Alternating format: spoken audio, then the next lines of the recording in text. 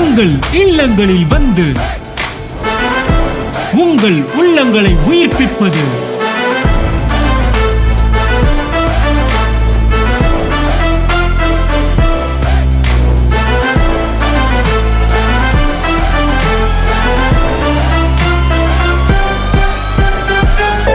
உங்கள் channel DJ.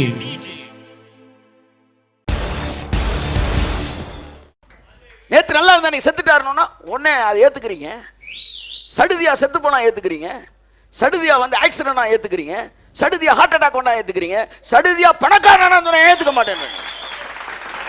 எதிர்மறையான சடுதியை ஏற்றுக்கொள்கிற மனது பாசிட்டிவான நடக்குதா இல்லையான்னு பாரு.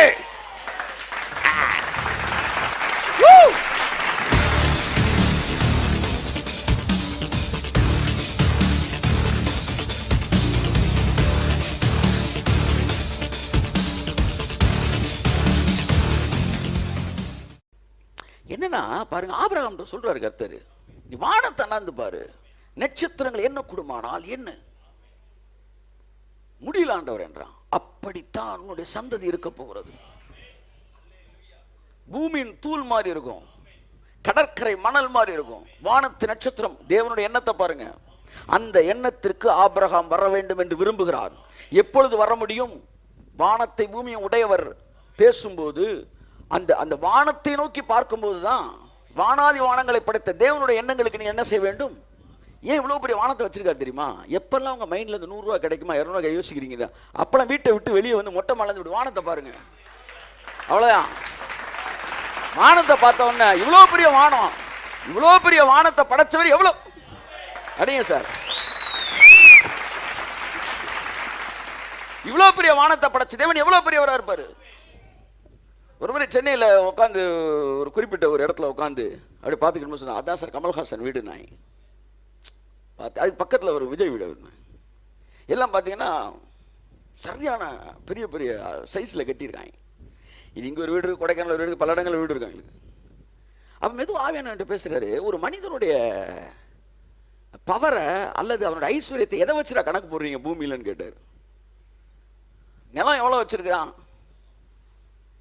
5 சென்டில் வீடு கட்டினவன், 50 சென்டில் வீடு கட்டினவன், அந்த எவ்வளோ இடம் அவனுக்கு சொந்தமோ அவ்வளோ பெரிய ஆள். உன் கணக்குப்படி நிறைய இடம் வச்சுருக்கா சொந்த பெரிய பணக்காரன்னாலும், அப்படி வச்சுக்கிட்டாலும் பூமியும் அதை நிறைவும் என்னுடையதுன்னு.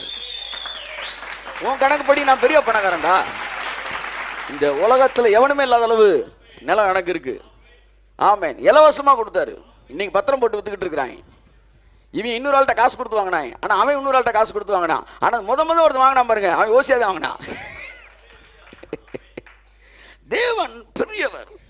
தயவுசெய்து இந்த படத்துக்கு கர்த்தர் இன்னைக்கு இந்த மாலை நேரத்தில் அவங்க கொண்டு வராரு. சார் ஒரே நாளில் முடிக்க முடியும் சார், ஒரே நாளில் முடிப்பார், ஒரே செக்கில் முடிப்பார், ஒரே நிமிஷத்தில் முடிப்பார், ஒரே நாள் நைட்டில் முடிப்பார். தேவன் சடுதியாய். நேற்று நல்லா இருந்தா நீ செத்துட்டாருன்னா உடனே அதை ஏத்துக்கிறீங்க. சடுதியா செத்து போனா ஏத்துக்கிறீங்க. சடுதியா வந்து ஆக்சிடென்ட் ஏத்துக்கிறீங்க.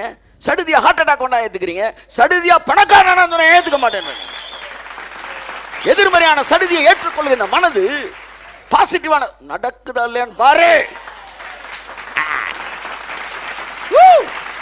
சார் நல்லா சார் இருந்தாரு, தின்னு செத்து போயிட்டார் சார். நான் சொல்ல போறேன் சார், சாதாரண ஹோண்டா சீட்ல வந்து இருந்தார் சார் அப்படின்னு போறாங்க. சார் சாதாரணமாக தான் சார் இருந்தாரு, சாதாரணமாக தான் சார் இருந்தாரு. இன்னைக்கு அப்படின்ற மாதிரி உங்கள் வாழ்க்கையில் இந்த வார்த்தையை கேட்டுக்கொண்டிருக்க உங்களை பார்த்து சொல்றேன், உங்கள் வாழ்க்கையிலே மற்றவர்கள் சொல்ல போகிற நாட்கள் வரும். யோசேப்பை உயர்த்தினார் பாருங்க கர்த்தர். அவனை மறந்த பானபாத்திரக்காரன் பக்கத்தில் இருந்தான். அவனுடைய பேர் என்ன, பாடி கார்டு போத்திபார், அவனும் கூட இருந்தான். எப்பவுமே இவங்க கூட இருக்கிறவங்க எந்த 2 பேரு இவன் அசட்டை நினைச்சாங்களோ அந்த 2 பேரும் நிக்க வச்சு அவனை தூக்குனார் கர்த்தர். ஆமென். போத்திபாரோட மனைவி சுலைகா. இந்த போத்திபார் என்பவன் ஒரு பெரிய மெய்காப்பாளன், ஆனா வந்து பயங்கரமான தளபதி. அவன் ராஜாவின் மெய்காப்பாளன் என்று சரித்திரம் சொல்லுகிறது.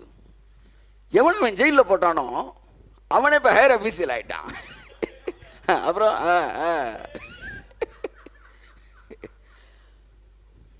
போத்திபார் வச்சிருக்கிறான், இங்கிட்டு போத்திபார் நிற்கிறார், இங்கிட்டு பானை பார்த்து நிற்கிறான்.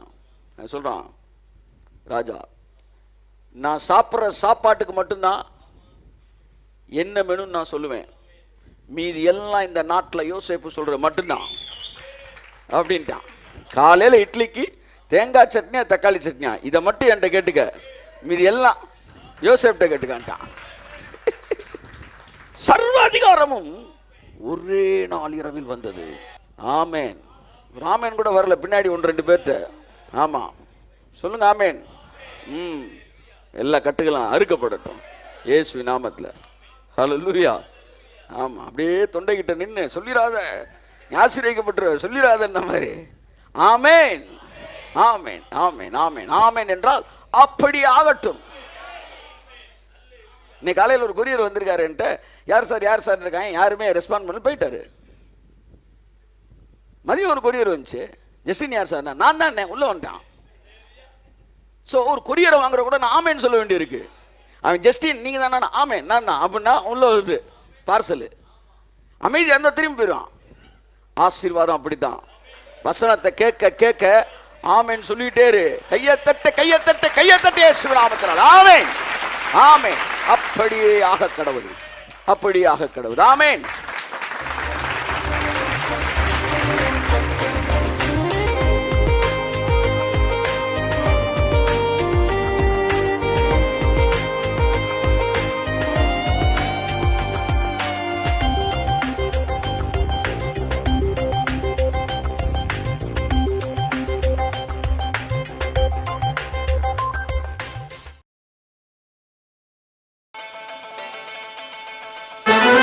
உங்கள் இல்லங்களில் வந்து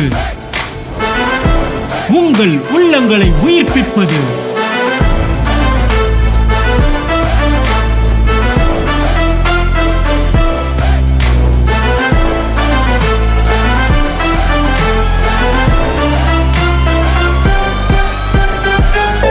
உங்கள் சேனல் டிஜே.